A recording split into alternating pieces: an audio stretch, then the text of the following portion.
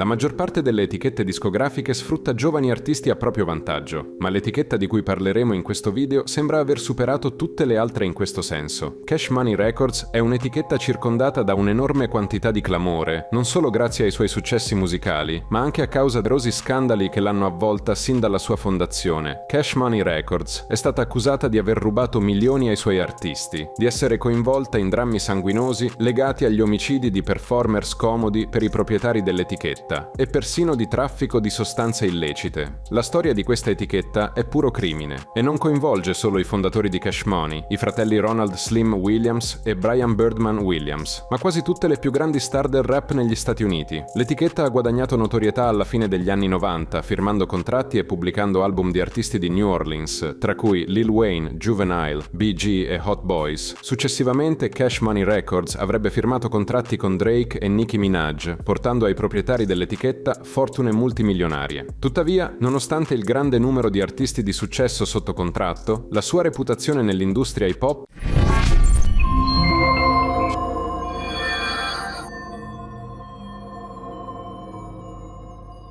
è oggi altamente discutibile. In questo video sveleremo cosa si cela dietro le mura dell'impero Cash Money e quanta sangue è stato realmente versato da questa etichetta. Mettetevi comodi e iniziamo. Cash Money Records è stata fondata nel 1991 da due fratelli, Brian e Ronald, noti con i loro nomi d'arte Birdman e Slim. Dopo aver trascorso gran parte degli anni 80 in prigione per accuse legate al traffico di sostanze illecite, Brian decise di cambiare vita e, insieme a suo fratello Ronald, prese in prestito del denaro dal padre per avviare la propria etichetta. La chiamarono Cash Money Records in onore della gang di Nino Brown dal film New Jack City. Brian Williams raccontò a diversi amici intimi cosa lo aveva motivato a fondare l'etichetta. Speravo che ci avrebbe aiutato a uscire dal ghetto e a iniziare a vivere una vita normale. E volevamo aiutare anche altre persone a sfuggire alla povertà. Il padre dei fratelli Williams, Johnny, possedeva diverse attività. Aveva alcuni bar, ricordava Birdman. My dad always tell us, we need to start our own business and be entrepreneurs, and he kept putting that in my head. Well, if you grew up in New Orleans, bro, it's whatever you get into, you're gonna just be a beast about it. You're gonna just be very aggressive about it. If you're a hustler, you're gonna be aggressive. If you play sports, you're gonna be aggressive. I just took the street life and converted it into the music. The aggressiveness of being a hustler, finding ways to turn 1 to 10, 10 to 100. It wasn't about just being kosher with making a few dollars. We really wanted to make some real money in this game. Aveva negozi di alimentari, una lavanderia a gettoni, faceva molte cose. Crescendo intorno ai bar del padre, i fratelli divennero grandi appassionati di musica. Da bambini visitavano questi luoghi per passare del tempo con il loro padre impegnato e iniziarono a farsi le prime idee sul business. Guardando come gestiva i suoi affari, abbiamo capito che dovevamo essere lavoratori autonomi, provare a fare tutto da soli ed essere i nostri capi, ricordava Brian. Questa lezione rimase impressa nei fratelli per tutta la vita. La spina dorsale che aiutò Cash Money a guadagnare stabilità fu il pioniere dell'hip hop di New Orleans e produttore Mannie Fresh. Il primo artista a firmare con Cash Money fu il rapper 14enne Kilo G di New Orleans. Pubblicò il suo album di debutto The Sleepwalker nel 1992, diventando la prima uscita dell'etichetta. All'epoca la bounce music era popolare a New Orleans, ma Kilo G prese una strada tutta sua e registrò un album gangsta rap che poteva essere descritto come horrorcore delle strade del ghetto. L'etichetta firmò poi un contratto con il gruppo hip hop UNLV,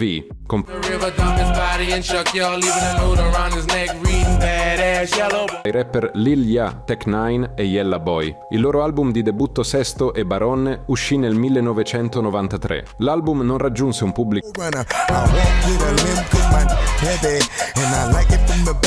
oltre New Orleans, ma fu un successo locale e rese Cash Money molto conosciuta in città. Oggi è spesso considerato un classico del rap di New Orleans. Nel 1996 il gruppo pubblicò un altro album con Cash Money intitolato Uptown for Life. Fu il primo album del gruppo a ottenere una distribuzione più ampia oltre la scena locale e il primo e unico album a entrare nelle classifiche nazionali, raggiungendo la posizione numero 86 nella classifica Billboard R&B Hip Hop Albums. L'album includeva la traccia Drag Them in the River, una diss track diretta al rapper di New Orleans Mystical. Il beat di questa traccia fu un elemento chiave che permise a Cash Money di firmare con il rapper Juvenile e, nel 2001, lo stesso beat fu usato per il singolo di Juvenile Set It Off. Tra il 1990, the rapper's murder is linked to Cash Money's founder, as tension between Yella Boy and Birdman began in 1996, with rumors that the group was going to be dropped from the label. Yella allegedly pistol-whipped Birdman, and many believe Birdman had him killed in retaliation, though Birdman has never commented on the matter, even stating in a 2002 XXL interview, "That's some shit I don't know nothing about." Rumors suggest that his 2002 hit What Happened to That Boy references Yella Boy's murder. What happened to that boy? He was talking shit, and we put him down. What happened to that boy? He was talking shit, we put a clap into that boy. Soon, the group left the label Cash Money Records. Despite no longer being affiliated with the label, Cash Money began re-releasing the group's albums and distributing them nationwide. This later led to a lawsuit against the label, claiming that it had no right to re-release their material without their permission once they were no longer signed. The first rapper to sign with Cash Money, Kilo G, was killed in 1997 at the age of 15 due to a gunshot wound.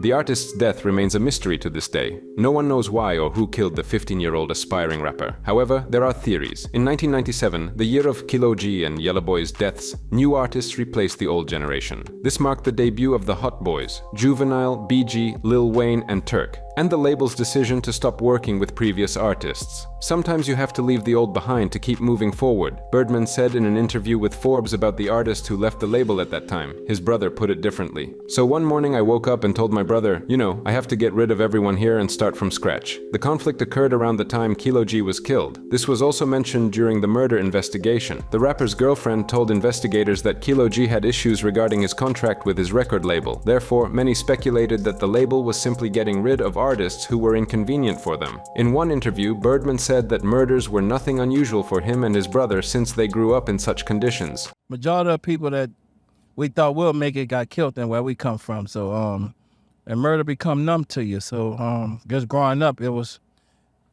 just what it was. We was born in it, so we seen it, and we had to live through it and figure it out and try to make what others went through, we be better, and our sacrifice be different. So I never met my father. And for you to lose your father so very young, what kind of influence did that have on you? I lost my mama first. I lost her at 2 years old. I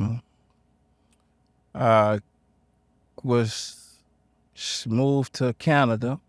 I lived in Prince George, Canada. And when I came back, I was in the boys' home. Then I got adopted by my father. What? Yeah. Hold on.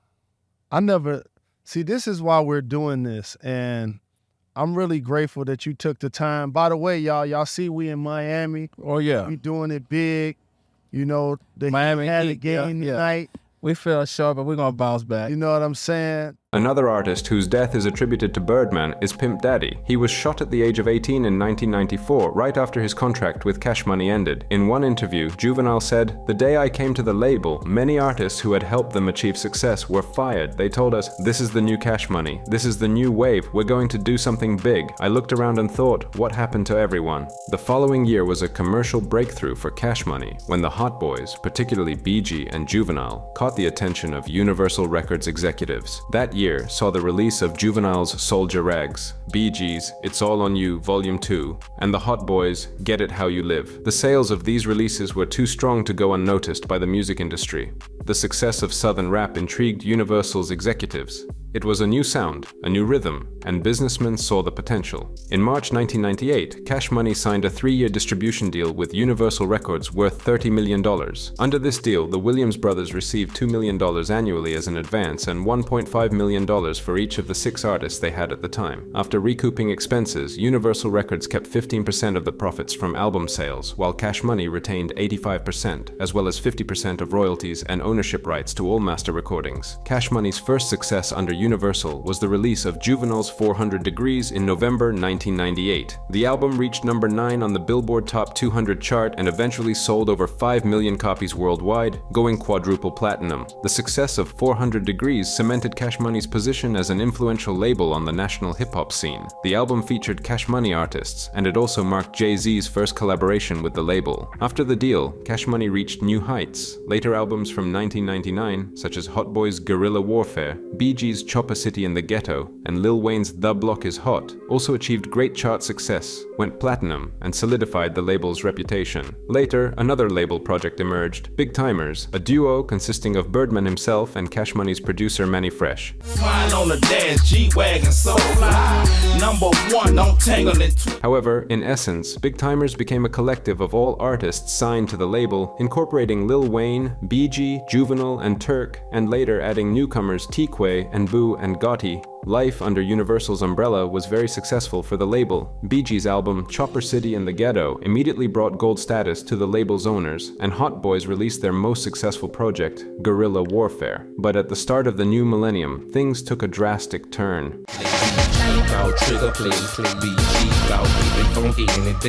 Financial conflicts began within the label. Tyga, Manny Fresh, Juvenile, and BG were just a few who complained about Birdman and his brother over the years. Those who were with the label from the beginning said Cash Money always kept things murky when it came to finances. Birdman specifically sought out young artists who knew little about business. He convinced everyone that the label was a family, so that no one would question his business methods. Rappers later found out from club owners and venue managers that Birdman had lied about how much they were being paid for performances. No one saw contracts or received fair payment for their shows. BG stated that he never received money for 2 solo albums released under Cash Money, while Turk had not received any royalties since signing his contract. Tyga sued Birdman for $10 million, and Juvenile also sued the label, ultimately winning the case and securing his rightful $11 million.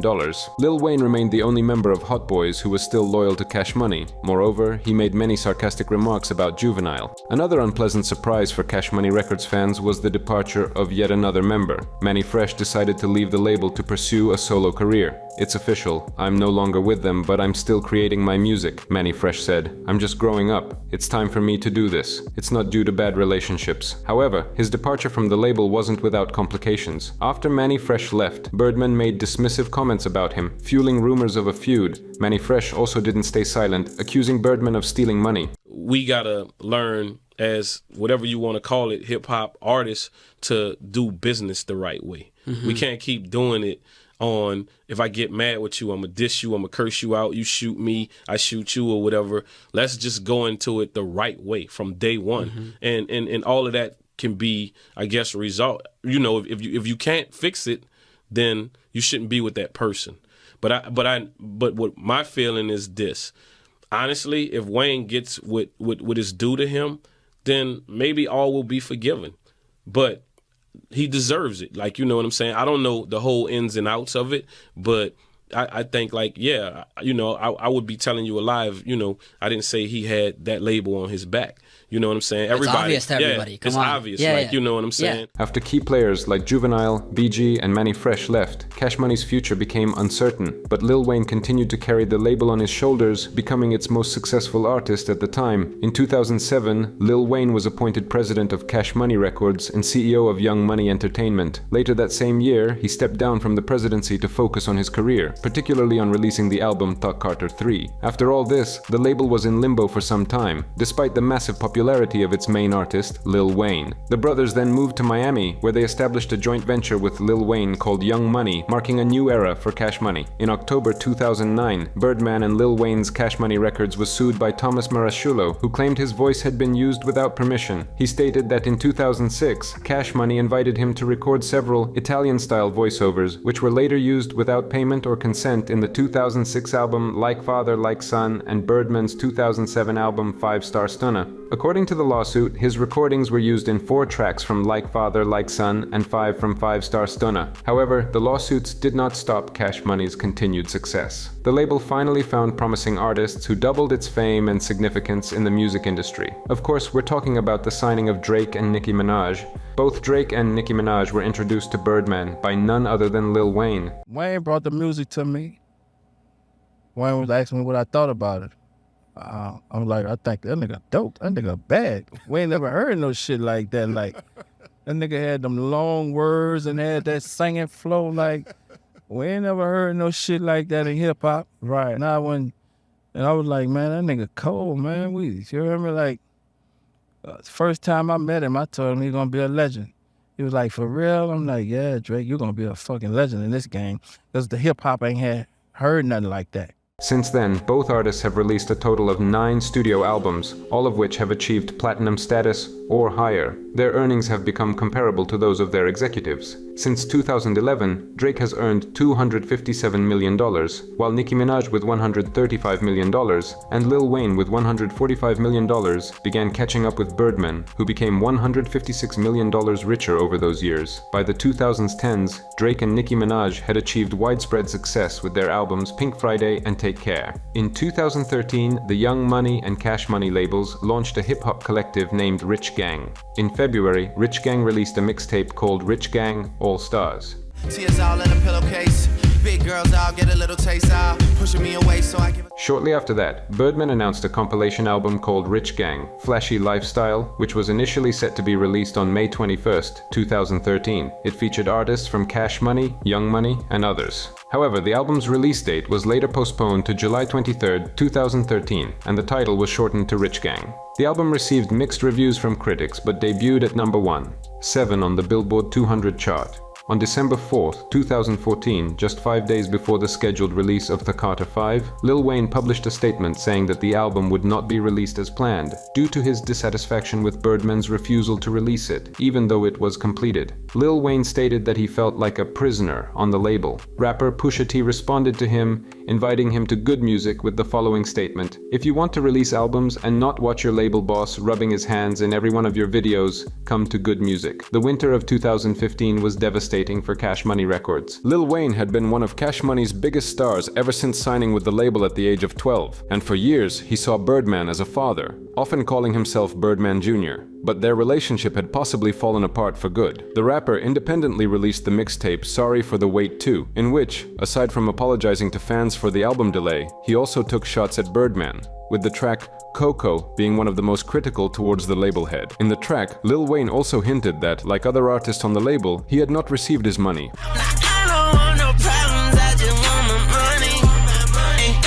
On January 28th, Lil Wayne filed a lawsuit against Cash Money, demanding $51 million, citing a wide range of alleged financial misconduct. Among other things, the lawsuit claimed that Cash Money had hidden key accounting documents from Lil Wayne, and that the label owed him $8 million for The Carter 5 under a 2012 agreement that guaranteed a staggering $10 million advance per album. Lil Wayne declared that when he left Cash Money, he would take Drake and Nicki Minaj with him. At the end of one of his performances, Lil Wayne did not hold back when it was time to say goodbye to the audience. He said the following: "Free Weezy album is coming soon. Carter 5 is coming soon. Cash Money is shit."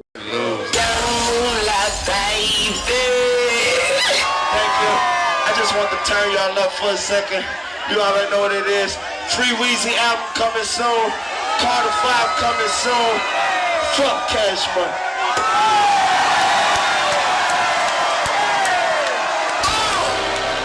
In April 2015, there was an assassination attempt on Lil Wayne. Young Thug's tour manager, Pee Wee Roscoe, chased Lil Wayne's tour bus through the streets of Atlanta in his white Chevrolet Camaro. Pee Wee fired shots at Lil Wayne's bus, and just minutes later, as police discovered, he called Birdman. Rumors suggest that Birdman paid Pee Wee $250,000 and gifted him a Porsche. Court documents indicate that Pee Wee Roscoe claimed that the shooting was the result of a financial dispute between Lil Wayne and Birdman. Pee Wee insists that Birdman should be held partially responsible for the incident and was directly involved in the crime. Despite his attempts to shift the blame onto Birdman, Pee Wee is currently serving a 10-year prison sentence for attempted murder. Birdman didn't stop there. When Lil Wayne was performing at Club Live and performing the track Coco, Birdman threw a couple of champagne bottles at the rapper. To prevent a fight, the club had to be shut down.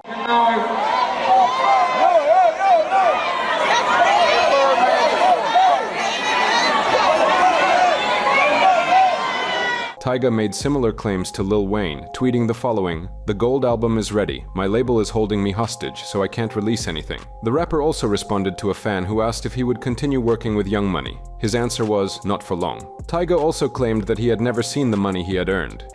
He was there when you was there. I don't got no filters. So go ahead, Ty. No, but like, you know, I would ask him questions like, you know, how this shit supposed to work? Because I ain't never been signed to a label. You know what I'm saying? Like, you supposed to get paid or like, you know what I mean? And I ain't know.